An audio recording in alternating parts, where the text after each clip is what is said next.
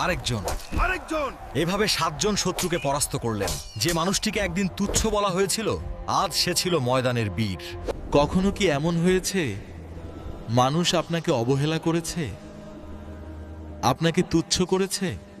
আজকের গল্প একজন সাহাবীর, যাকে কেউ সুন্দর বলতো না, যাকে কেউ ধনী বলতো না, যাকে কেউ বিয়ে করতে চাইতো না, কিন্তু আল্লাহ ও তার রসূল তাকে এমন মর্যাদা দিলেন যে ইতিহাস তাকে ভুলতে পারেনি।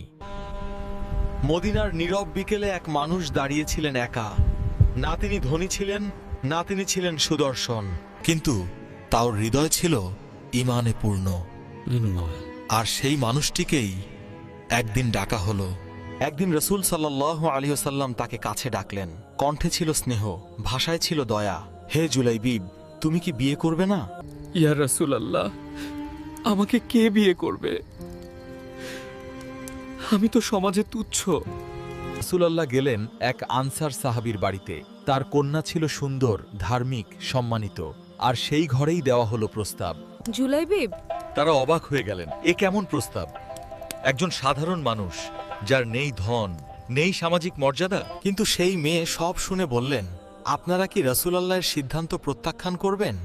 যদি তিনি পছন্দ করেন তবে আমি রাজি। এই ছিল ঈমানের সৌন্দর্য, যেখানে বাহ্যিক রূপ নয়, হৃদয়ের পবিত্রতা মূল্যবান, যেখানে মানুষের চোখ নয়, আল্লাহর সন্তুষ্টিই আসল সম্মান। বিয়ে হলো না ছিল জাঁকজমক, না ছিল ধন সম্পদের প্রদর্শনী, ছিল শুধু সরলতা, ছিল শুধু আল্লাহর সন্তুষ্টির জন্য একটি পবিত্র বন্ধন। ঘর ছিল ছোট, দেয়াল ছিল মাটির, মেঝেতে ছিল একটি চাটাই কোণে একটি পানির কলসি, কিন্তু সেই ঘরের বাতাসে ছিল শান্তি।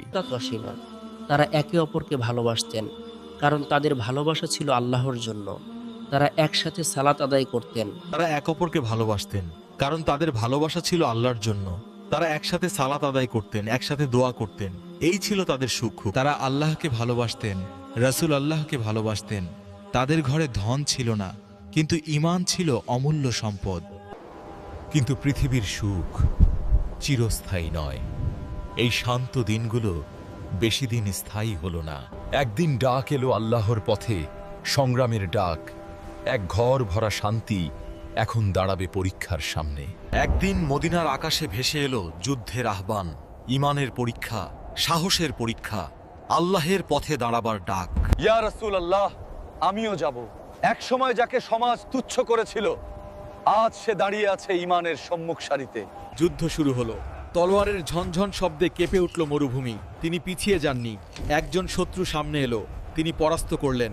আরেকজন এভাবে 7 জন শত্রুকে পরাস্ত করলেন। যে মানুষটিকে একদিন তুচ্ছ বলা হয়েছিল, আজ সে ছিল ময়দানের বীর। তারপর তিনি পড়ে গেলেন মাটির বুকে।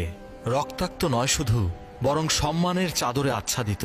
তিনি শহীদ হলেন। যুদ্ধ শেষ, মরুভূমি আবার নীরব, কিন্তু সেই নীরবতার ভেতরে লুকিয়ে আছে অজস্র গল্প।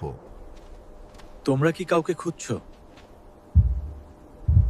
আমরা আমাদের লোকদের খুঁজছি। কিন্তু আমি জুলাইবিবকে খুঁজছি।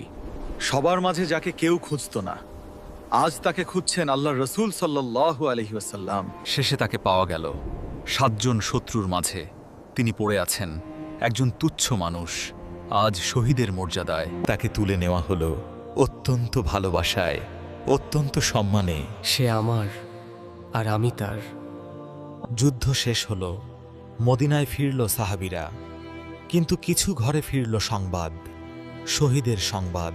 একটি ছোট ঘর, যেখানে ছিল নতুন সংসারের স্বপ্ন, সেখানে পৌঁছালো সংবাদ, তিনি আল্লাহের পথে শহীদ হয়েছেন। তিনি কাঁদলেন, কিন্তু তার কান্নার মাঝেও ছিল ঈমানের আলো।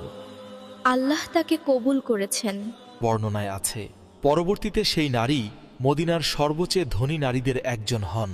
আল্লাহ তার ত্যাগকে বিফল করেননি। প্রতিটি হৃদয়ের জন্য আছে একটি গল্প, যা ঈমানকে শক্ত করে আর চোখে আনে অশ্রু। গল্পের আলো ইসলামিক স্টোরিজ, যেখানে ইতিহাস কথা বলে আর হৃদয় খুঁজে পায় আলো।